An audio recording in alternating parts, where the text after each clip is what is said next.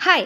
तर ही mango ice cream बऱ्याच दिवसापासून माझी बनवायची इच्छा होती. तर मँगो पण आलेले होते, छान असे आंबे आलेले होते घरात. म्हटलं चला तुमच्यासोबत शेअर करते आणि खायला तर खूपच छान लागली ही. तर इथे 1 वाटी साखर घेतली, कॉर्नफ्लॉवर घेतलेले, दूध पावडर आणि काजू बदामचे तुकडे. आता हे सर्व एकत्र करून घेते मी आणि त्याच्यात दूध टाकून मिक्स करून घेणार आहे छान. इथे बघू शकता.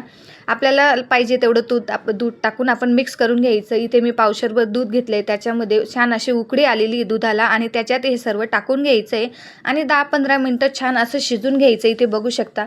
अशा प्रकारे झालं की गॅस बंद करून द्यायचा आणि हे थंड होऊ द्यायचं. तेवढ्यात आपण हे छान मँगो कट करून घेऊ. आता इथे बघू शकता त्यांची आपल्याला कोय काढून घ्यायची. आता इथे मी कोय काढून घेते.